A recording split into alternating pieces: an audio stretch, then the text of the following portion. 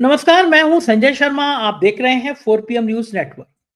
जैसे जैसे मोदी जी के रिटायरमेंट की उम्र आ रही है, गलत मत समझिए, मैं गलत नहीं कह रहा। भाई, मोदी जी ने कहा था जो 75 साल का होगा वो रिटायर हो जाएगा, मार्गदर्शक मंडल में चले जाएगा। इसी बहाने तो उन्होंने लाल कृष्ण आडवाणी और मुरली मनोहर जोशी को ठिकाने लगाया था। अब खुद मोदी जी 75 साल के हो रहे हैं।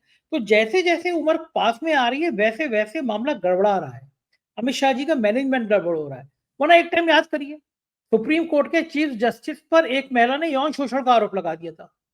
चीफ जस्टिस साहब को पसीने आ गए, यार मैं क्या बुढ़ापे में ऐसे फंसूंगा। लिहाजा कुछ फैसले ऐसे दनादन दनादन दे दिए जो बीजेपी को बड़ा सूट करते थे। महिला गायब हो गई, महिला की शिकायत गायब हो गई। चीफ जस्टिस साहब राज्यसभा पहुंच गए। कहा गया ये मोदी और शाह की जोड़ी का, ये गुजरात लॉबी का तमाशा है, नमूना है, मैनेजमेंट है। लेकिन इस बार मैनेजमेंट चूक गया, क्योंकि सुप्रीम कोर्ट ने वक्फ बिल को लेकर जो जो लताड़ लगाई है, तो सबने थे कि भाई हम वक्फ वाले बिल में उनकी वक्फ प्रॉपर्टी पे संघ के प्रचारक बिठा देंगे, भाजपा के भक्त बिठा देंगे। फिलहाल नतीजा फैसला क्या है वो तो अंतिम फैसला आज शाम तक पता चल जाएगा। लेकिन जो टिप्पणी थी कल, वो बड़ी भयंकर थी चीफ जस्टिस की, कि आप कैसे किसी हिंदू मंदिर में क्या मुसलमान को बना बिठा देंगे बोर्ड में, तो आप कैसे वक्फ में बिठा सकते हैं। दूसरी तरफ योगी आदित्यनाथ जो कह रहे थे कि उर्दू को लेकर कटमुल्लापना बढ़ा रहे हैं। सुप्रीम कोर्ट ने कहा उर्दू नफरत की नहीं, उर्दू यहीं की भाषा है, प्यार की भाषा है। अभय दुबे जी से मैंने दोनों बातें पूछी और पूछा कि वक्फ बिल के साइड इफेक्ट दिख रहे हैं, सहयोगी दल परेशान है, चंद्रबाबू नायडू नीतीश के पसीने छूटे हुए हैं, एआईडीएमके ने bye bye tata bye bye कर दिया। अभी अमित शाह दोस्ती की बात करके आए थे। बहुत शानदार बातचीत की आज अभय दुबे जी ने। पहले चैनल को सब्सक्राइब कर लीजिए, ज्वाइन कर लीजिए। चलते हैं अभय दुबे जी के पास। 4 PM न्यूज नेटवर्क में स्वागत है अभय दुबे जी आपका। मोदी सरकार ने ठीक किया था कि कल से सोनिया गांधी, राहुल गांधी के खिलाफ चार्जशीट लगा दी थी, क्योंकि सरकार को पता था कि आज सुप्रीम कोर्ट में तो कल सुनवाई होने वाली है, तो ये फटकार पड़ेगी। जी। तो सरकार का सपना था वो तो लगभग सुप्रीम कोर्ट ने तोड़ दिया। जो हुँ। वक्फ पे उन्होंने सवाल खड़े किए, भाई आप क्या इसमें आप गैर मुसलमान व्यक्ति नहीं हुआ, भले ऑफिशियल कोई भी हो, लेकिन गैर मुसलमान, ये तो सबसे बड़ी बात थी। वो जो भक्त थे उनको बिठाना था, सीने पे सांप लौटाना था कि देखो अब्दुल, तुम्हारी छाती पे हमने संघ का एक प्रचारक बिठा दिया, वक्फ बोर्ड हुँ। का। वो तो सब खत्म होते हुए लग रहा है। दोपहर के बाद फाइनल हो भी, जब पता भी चल जाएगा। लेकिन जो टिप्पणी की है वो बहुत खतरनाक थी। और सुप्रीम कोर्ट यही नहीं रुका, दूसरे मामले में योगी जी को माफी मांगनी चाहिए, जो उन्होंने विधानसभा में कहा था कि उर्दू पढ़ा के कठपुतली बनाना चाहते हैं। मतलब ऐसे कहते थे उर्दू यानी आतंकियों की भाषा है। सुप्रीम कोर्ट ने साफ साफ कहा कि उर्दू इसी देश की भाषा है, प्यार की भाषा है। बहुत खराब था, कल का दिन बहुत खराब था वो मोदी सरकार के लिए। क्या लगता है ये वक्फ पे जो टिप्पणियां हुई हैं, आदेश कुछ घंटों बाद आ जाएगा, ये अलार्मिंग है। ये मोदी सरकार मैनेज नहीं कर पाई, सुप्रीम कोर्ट को जो कहा जाता था मैनेज कर लेती है। एक जज तो ऐसे मैनेज कर लिए थे, राज्यसभा पहले एक महिला ने शिकायत कराई, फिर उसके जांच के नाम पर सब फैसले कराए और फिर बाद में राज्यसभा भेज दिया। संजीव हुँ। खन्ना आते हैं या इनके हुँ। बाकी जज आते हैं, नहीं आए उनके। क्या लगता है आपको, क्या ये इन सारी टिप्पणियों पे आपका क्या मानना है? देखिए, आज जो अ, सुप्रीम कोर्ट ने जो टिप्पणियाँ की हैं, मुख्य न्यायाधीश ने जो टिप्पणियाँ की हैं, उससे तो पहली नज़र में यही लगता है कि वक़्फ़ का कानून जो सरकार ने बनाया है, बहुत ही कमज़ोर है, उसमें बहुत सारे छिद्र हैं और अदालत की अदालत जब उसे संविधान की कसौटियों पर कसेगी, तो वो टिक नहीं पाएगा उसपे और उसमें सीधे-सीधे अब इसको ना अदालत वापस भेज सकती है, ना कोई उसे संशोधन के लिए कह सकती है इस बिल के अंदर, उस बिल को वो सेट असाइड कर सकती है, अदालत इस बिल को खारिज कर सकती है। उसके बाद सरकार के पास एक ही तरीका रह जाएगा कि वो एक नया कानून लाए, लेकिन नया कानून लाने के लिए भी अदालत ने जो फैसला दिया होगा, उस फैसले को आधार बनाना होगा उसे। अब सरकार अध्यादेश भी नहीं ला सकती, अध्यादेश तो कानून बनने से पहले लाया जाता है, कानून बनने के बाद अध्यादेश नहीं लाया जाता। तो वो भी अब संभव नहीं है। तो अब अगर सुप्रीम कोर्ट का फैसला सरकार के खिलाफ जाता है, यानी वक्फ संशोधन कानून के खिलाफ जाता है, तो ये सरकार की बहुत बड़ी पराजय होगी और जिस प्रकार की गलतियों की तरफ सुप्रीम कोर्ट ने इशारा किया है, वो बताता है कि सरकार कितनी पूर्वग्रहग्रस्त है, सरकार कितनी प्रेजुडिस्ड है वो एक समुदाय के खिलाफ कितनी प्रेजुडिस है, एक धर्म के खिलाफ उसको कितना दुराग्रह है उसके मन में, इसलिए उसने एक ही काम कर रखा है कि उस धर्म के खिलाफ लगातार वो कानून बनाती रहे। ये तो आज की बातचीत से मेरे ऊपर जो मेरी समझ बनी है वो ये समझ है, लेकिन इसका मतलब ये नहीं है कि मैं कोई पूर्व घोषणा कर रहा हूं सुप्रीम कोर्ट का जजमेंट ऐसा होगा, ये तो कोई नहीं कर सकता, ये हमारे अधिकार क्षेत्र से बाहर की बात है। कभी कभी ऐसा भी होता है कि सुप्रीम कोर्ट के जो आदरणीय जज हैं वो बड़ी बड़ी ऐसी टिप्पणियां भी करते हैं, बड़ी रेडिकल किस्म की लगती हैं, लेकिन बाद में फिर जब फैसला आता है तो ये भी होता है कि वो सरकारी वकील जो होता है उसके पक्ष को भी कमोबेश मान लेते हैं। ऐसा कई दफा हो चुका है, मनीष सिसोदिया को जमानत के मामले में हो चुका है, जिस तरह की वो टिप्पणियां कर रही थी उससे लगता था मनीष सिसोदिया को अभी जमानत मिली, अभी मिली, बाद में उन्होंने उन्हीं की बात मान ली है, ये हम लोग देख चुके हैं। अच्छा, इसलिए अभी हमें उनकी टिप्पणियों पर ध्यान से देखना चाहिए।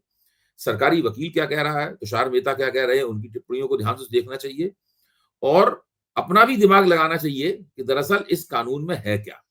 अगर मुझसे पूछा जाए, मैं कोई कानूनी व्यक्ति नहीं हूं, लेकिन मैंने आज तक अपने जीवन में कभी नहीं सुना कि कोई जुडिशियल अथॉरिटी यानी कोई न्यायिक अधिकारी कोई फैसला दे और कोई एग्जीक्यूटिव अधिकारी यानी कोई अफसर आके उस फैसले को बदल दे। ये आज तक कभी भारत में नहीं हुआ, दुनिया में कहीं नहीं हुआ। न्यायिक अधिकारी का फैसला न्यायिक अधिकारी बदल सकता है, नौकर कलेक्टर नहीं बदल सकता। कलेक्टर जो किसी जिले का किसी इलाके का सबसे बड़ा अफसर होता है वो उसको नहीं बदल सकता। अब इस वक्त में इस कानून में क्या प्रावधान किया गया है कि जो वक्फ का जो ट्रिब्यूनल होगा है, यानी जो एक न्यायिक अधिकरण है, उसके फैसले को जज कलेक्टर चाहेगा तो उसको बदल देगा।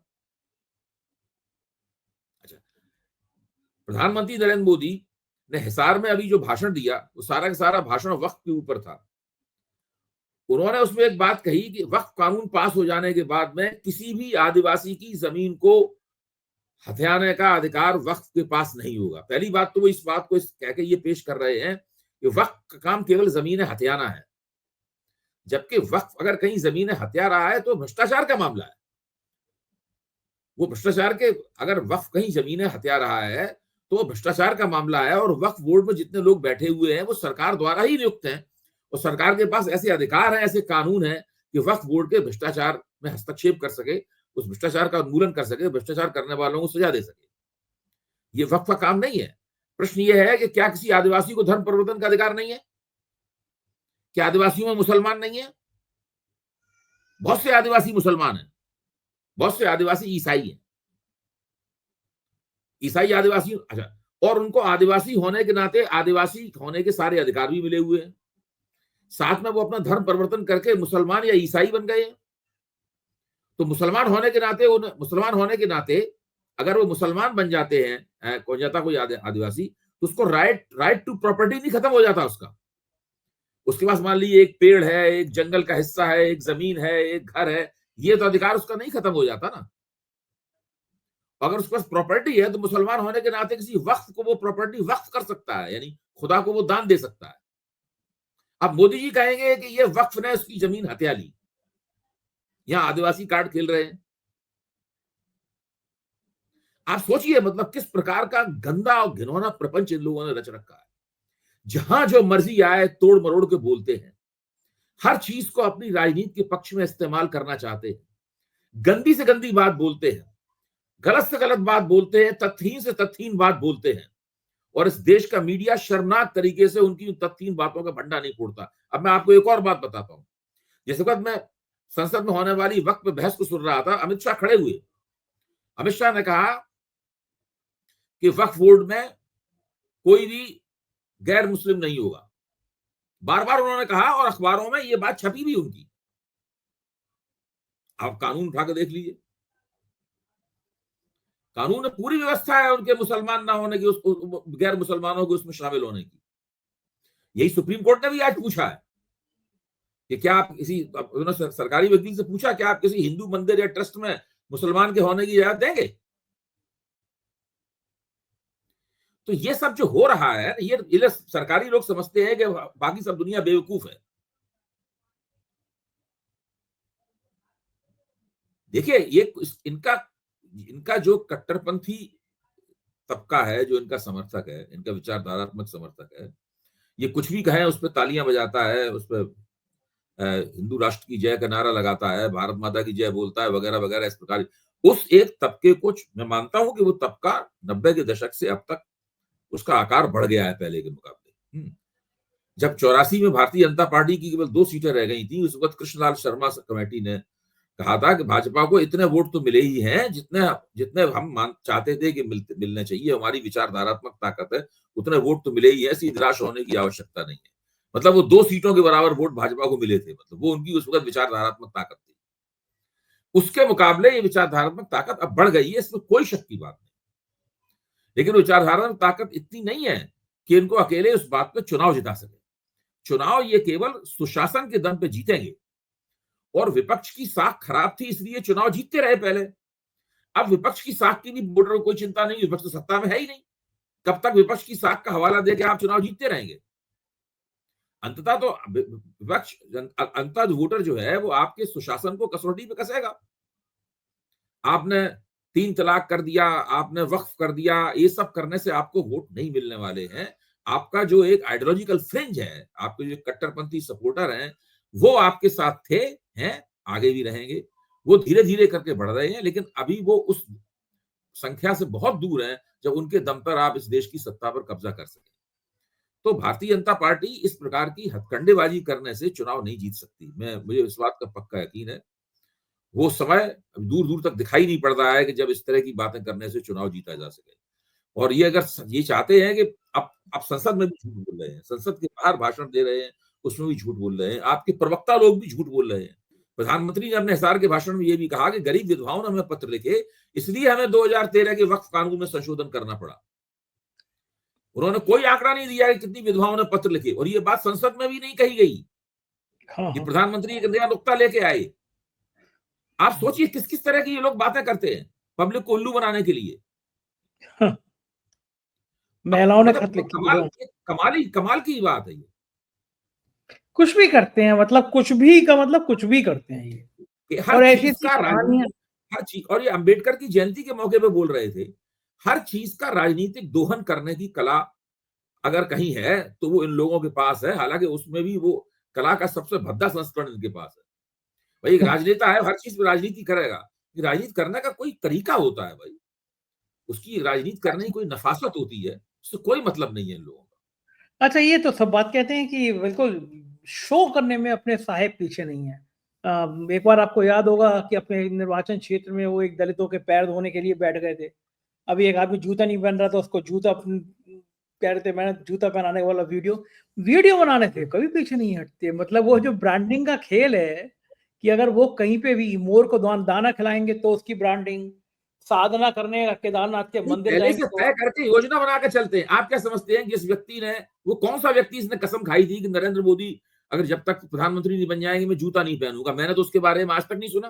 मैं रोज सवेरे उठ के 8 अखबार पढ़ता हूँ, दिन रात टीवी और सोशल मीडिया में बैठा रहता हूँ, दिन रात यही काम करता हूँ। आप भी दिन रात यही काम करते हैं।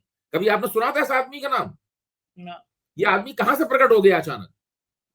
उसका वीडियो कितना बढ़िया, साहब ने जूता वूता निकाल, और पहले से सब तय करके कि वैसे होगा, ऐसे करेंगे, वैसे करेंगे, तस्वीर खिंचाएगी, फिर अखबार में उस फोटो अपॉर्चुनिटी का एक नतीजा आएगा। इस प्रकार के नाटक वगैरह करते रहते हैं। और अब तो इस तरह के नाटक वगैरह देख के मितली आने लगी है। हाँ, कब तक आप भी देखिएगा। अच्छा ये जो टिप्पणी है सुप्रीम कोर्ट की, इस संदर्भ में और देखा जाना चाहिए कि सहयोगी दल जितने हैं उनको अब लग रहा है कि ये गलत फैसला हो गया, और इससे मुसलमान ही नहीं, हिंदू जो सेकुलर है उनको भी तकलीफ हो रही है कि ये कर क्या रहे हैं, बार बार हर चीज पे हिंदू मुसलमान। अभी पिछले दिनों अमित शाह गए थे तमिलनाडु, एआईडीएमके के संग घोषणा कर आए थे समझौता। आज खबरें आ रही है कि आईडीएमके ने टाटा बाय बाय कर दिया कि नहीं भैया, बीजेपी के साथ हम सरकार नहीं बनाएंगे। तो ये चंद्रबाबू नायडू और नीतीश को भी समझ में आ रहा होगा ना कि गलत फंस गए हम, ये दांव गलत खेल गया, बड़ी लालच में उन्होंने सरकार चलाने के लिए कर दिया। क्या लगता है? वक्त आप इसमें आपको जरा इसी जो आप बात कह रहे हैं, इसी को दूसरे रास्ते से मैं ले चलता हूं उसी बात की तरफ। आप फर्ज कीजिए सुप्रीम कोर्ट ने जो वक्फ कानून इन्होंने बनाया है उसको सेट असाइड कर दिया, यानी उसको खारिज कर दिया, उसको नल एंड वॉइड डिक्लेयर कर दिया सुप्रीम कोर्ट। अब इनके पास वक्फ कानून को बनाने का एक ही तरीका है कि सुप्रीम कोर्ट ने दिए गए फैसले को ध्यान में रखते हुए ये एक नया कानून ड्राफ्ट करें। और उस नए कानून को इस संसद में लाएं। फिर ये अपने सहयोगियों से अपील कर, उसमें भी ये घुसेड़ेंगे मुसलमान विरोधी बातें, क्योंकि मकसद तो इनका एक है, ये है ही। अच्छा, फिर अभी तक ये नहीं बताते हैं कभी भी कि 2013 का वक्फ कानून जो था, जिसमें भारतीय जनता पार्टी ने 100% मदद की थी उसको पास कराने में, उस वक्फ कानून को आप अब आज की निगाह में वो तालिबानी वक्फ कानून कैसे हो गया? वो पाप कैसे हो गया कि कांग्रेस के उस पाप को धोने के लिए नया कानून बनाया गया? ये कैसे हो गया वो? अच्छा, अब ये नया कानून जब बनाएंगे सुप्रीम कोर्ट के नए फैसले के तहत, तब फिर चंद्रबाबू नायडू से कहेंगे कि भाई हमें इसके लिए समर्थन दीजिए। फिर नीतीश कुमार से, जयंत चौधरी से, चिराग पासवान से, इन सब लोगों से कहेंगे समर्थन दीजिए। वो अब तो एआईएडीएमके से भी कहेंगे समर्थन दीजिए। अच्छा, तो अब जब सुप्रीम कोर्ट इनके एक कानून को खारिज कर चुका है, तो ये लोग क्या खा के इनके दूसरे कानून को समर्थन देंगे? सही बात है।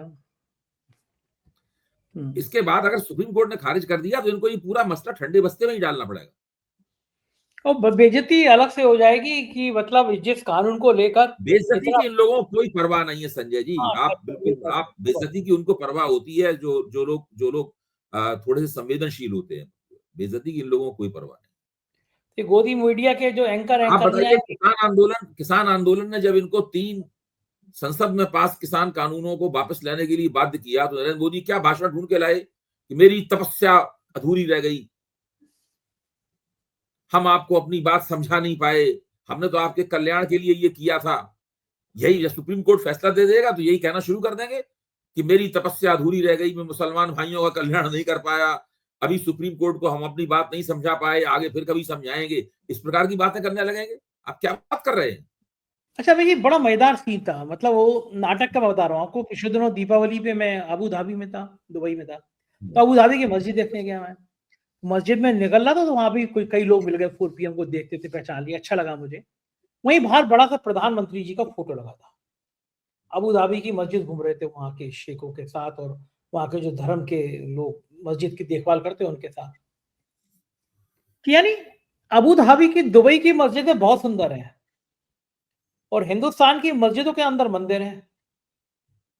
बाहर जाएँगे तो वो गले लगाएँगे, क्योंकि वहाँ से रोकड़ा आना है, और हिंदुस्तान की मस्जिदों के नीचे मंदिर मंदिर ढूँढे जाएँगे। तो इनको लगता नहीं कि ये आचरण भी देश की जनता देख रही है, या तो एक जैसे वो मस्जिद में जाना ही नहीं देखिए, है। मैं आपको बताता हूं, जब ये गुजरात के मुख्यमंत्री थे तो इन्होंने, मोदी जी ने और उनके सलाहकारों ने मिलकर मुस्लिम प्रश्न से निपटने के लिए एक रणनीति बनाई। ये उसी रणनीति पे अभी तक चल रहे हैं। इस रणनीति के 2-3 हिस्से थे।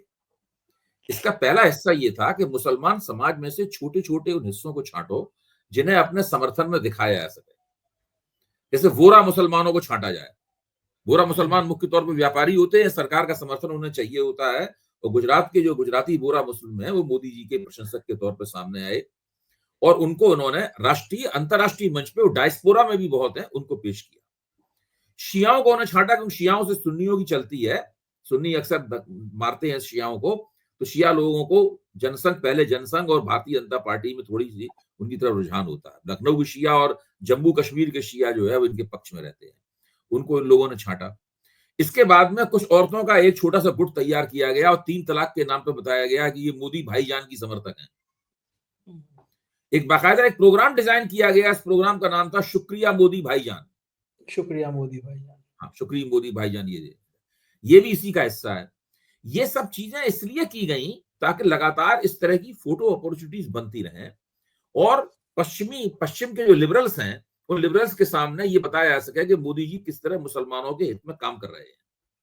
और मध्य पूर्व के जो शेख हैं, उन शेखों के सामने भी ये सब नजारा परोसा जा सके। ये पूरा का पूरा प्रपंच, जो ये ईद के मौके पर जो गिफ्ट हैम्पर देने वाली एक बात है और ये स्नेह यात्राएं निकालने के वक्तव्य हैं, कोई मतलब नहीं। कोई बीजेपी ने आज तक कोई स्नेह यात्रा किसी पसमानदाओं के घर नहीं निकाली। अब आप सोचिए, ये कहते हैं कि जो बोर्ड थे, वक्फ बोर्ड थे, उसके अंदर मुसलमानों को सही नुमाइंदगी नहीं मिल रही थी। वक्फ बोर्ड में नियुक्तियां कौन करता था? संजय शर्मा करते थे नियुक्तियां उसके अंदर, वक्फ बोर्ड में। वक्फ बोर्ड में पिछले 10 साल से जो वक्फ काउंसिल है, वक्फ बोर्ड है, 10 साल से भाजपा सरकारें नियुक्तियां कर रही थी, तो भाजपा सरकारों को पसमंदा से इतनी मोहब्बत थी, बरेलवियों से मोहब्बत थी, उन्हें बोहराओं से मोहब्बत थी, अहमदियाओं से मोहब्बत थी, इन सबसे मोहब्बत थी, औरतों से मोहब्बत थी, तो उनकी नियुक्तियां कर देते। कोई रुकावट तो थी नहीं, औरतों की नियुक्तियों करने का मौका करने का नियम तो 2090 से चालू है।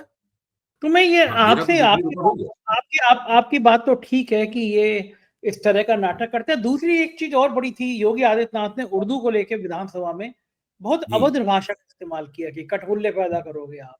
पूरा हम्म, विवाद में हुआ कि कौन सी भाषा है मुख्यमंत्री की। मतलब उर्दू को उन्होंने ऐसी नफरत दिखा दी जैसे उर्दू तो सीधा आतंकवादियों की भाषा है। इस हम्म। देश की मिट्टी मिट्टी में उर्दू रची बसी है।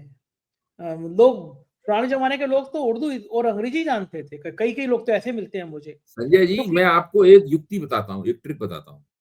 हम्म, जिस वक्त योगी जी भाषण दे रहे हो, उनका केवल 5 मिनट का भाषण में कोई सा 5 मिनट का हिस्सा रिकॉर्ड कर लीजिए। मेरे उर्दू के शब्द आएंगे। हाँ, उसको उसका टेक्स्ट उसको ट्रांसक्राइब कर लीजिए, उसका टेक्स्ट सुन के जो है ना, टेक्स्ट लिख लीजिए। मेरी गारंटी है कि उसके अंदर 25 से लेके 30% हो सकता, कभी कभी 40-50% उर्दू के शब्द उर्दू होंगे। के शब्द। उर्दू के शब्द होंगे। ये उर्दू बोल बोल के उर्दू को गाली देते हैं, उर्दू को ही उर्दू में गाली देते हैं। ये सबसे अच्छी चीज ये ये सबसे अच्छी बात है। आप कभी भी देख लीजिए, आप नरेंद्र मोदी का देख लीजिए, हाँ, गुजराती में तो इतनी उर्दू है, जो गुजराती बोलने वाले हैं उसमें, मराठी में इतनी उर्दू है, मतलब जितने भी तुर्की भाषा के शब्द होंगे वो सब उर्दू के हैं, अरबी के शब्द होंगे वो सब उर्दू के हैं, फारसी के शब्द होंगे वो सब उर्दू के हैं, और बहुत सी भारतीय देश भाषाओं के शब्दों का उर्दू संस्करण, मतलब जो उर्दू लहजे के, वो सब उसके अंदर मिलेंगे आपको। आप हिंदी की कोई भी डिक्शनरी उठा लीजिए, ये देखिए, ये मेरी मेज पे हमेशा रखी रहती है, ये हिंदी का इतना मोटा शब्दकोश रखा रहता है, बृहत हिंदी शब्दकोश, ये इतना मोटा शब्दकोश है। आप कभी भी अपने किसी साथी को लगाइए कि इसके 10 पेज, केवल, ज्यादा नहीं, इसके 10 पेज है, 10 पेजों में देखे जितने शब्द हर देखे कि वो शब्द का स्रोत क्या है, मतलब उसकी आइटम, उसका उद्गम क्या है शब्द का। आप पाएंगे बहुत सारे शब्दों के उद्गम तुर्की में होंगे, फारसी में होंगे, अरबी में होंगे, कुछ शब्दों के उद्गम के आगे उर्दू लिखा होगा, कुछ शब्दों के आगे पुर्तगाली लिखा होगा, कुछ शब्दों के आगे अंग्रेजी लिखा होगा, कुछ शब्दों के आगे लैटिन लिखा होगा, यही सब लिखा होगा सबके आगे। कोई भी भाषा जो होती है वो तरह तरह की भाषाओं से शब्द लेकर ही बनती है।